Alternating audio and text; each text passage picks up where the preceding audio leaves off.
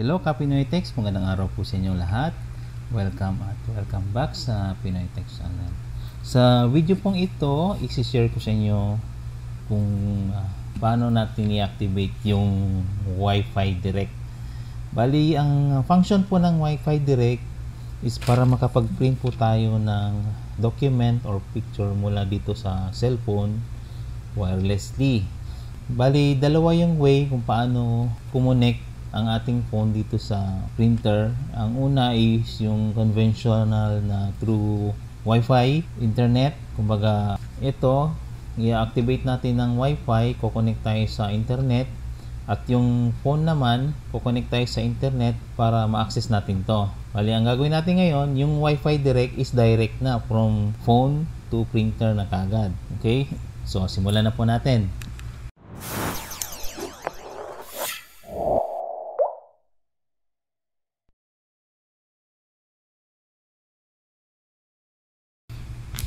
First, punta tayo sa menu. Yan. Hanapin natin ang network. Ito, network. Okay. Merong WLAN. Ito yung conventional. Ito yung Wi-Fi Direct. So, dito tayo pupunta. I-okay natin to. Tapos, under sa Wi-Fi Direct, merong manual, group, push button, pin code, devices. Saka, ayun. Bali, dito tayo sa manual. Then, okay. Wi-Fi Direct on. Press natin yung up arrow. Ayan. So, magbibigay siya o maglalabas siya ng password. Kunin natin yung password nito. Ayan yung password. Okay. So, kailangan natin siyang isulat. Okay, IML, capital I. IM, capital L, N, O. Okay, so kuha na natin. And then, okay. Labas tayo. And then, connect tayo sa, ayan, dito sa phone natin. Punta tayo sa sa tawag nito Wi-Fi.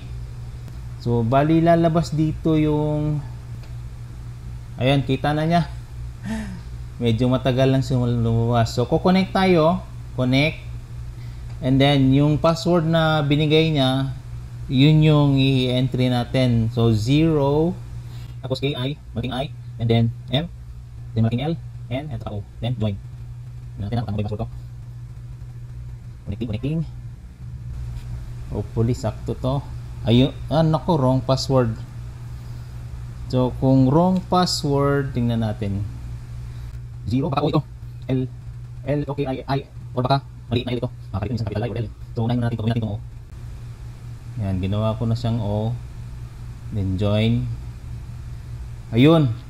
Connected. Ayan. So, ngayon, pupunta ako sa yung Brother Eye Print and Scan. Okay guys, tapos na akong nag-download ng Brother Eye Print Scan. Bali, connected na ako sa Wi-Fi Direct nito.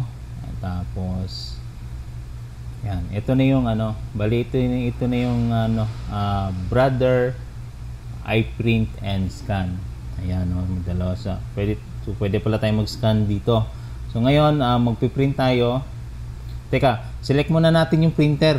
Ayan yung previous printer na dinetect niya. Wi-Fi. Kaya using Wi-Fi Direct. Ayan. Next. Okay, allow. Okay.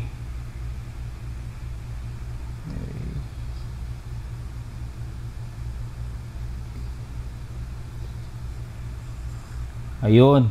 Nakita na niya yung printer na DCP T720DW. So, connect tayo dito. Ayan, connecting.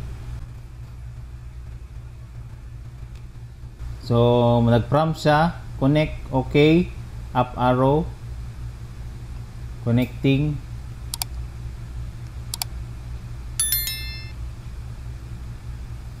Kailangan lang nila mag-match. So, hintayin lang natin. Medyo matagal to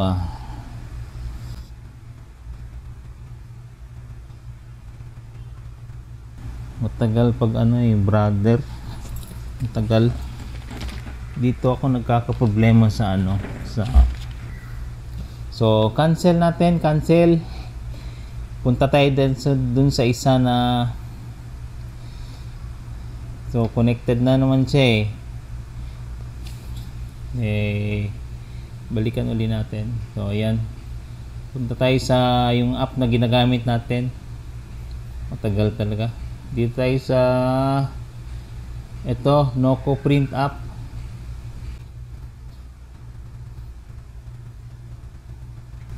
Processing.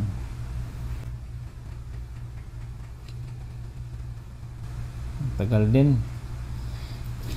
Bakit matagal to? Ayan. Naglobat patuloy yung phone ko. Not selected. So select tayo. Continue with ads. Ayun o, na-detect na niya. Ayan, select natin to.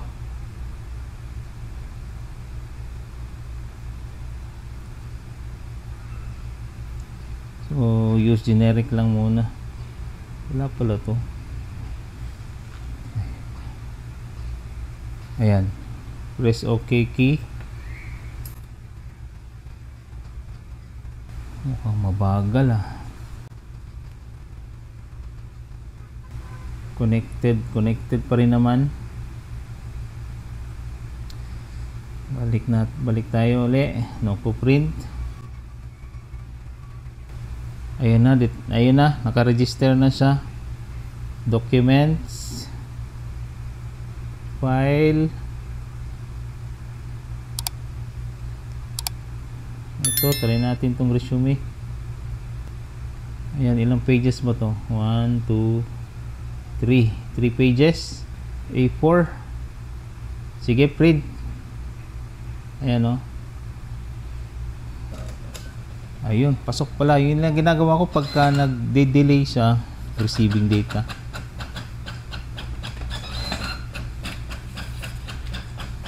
Ayan o.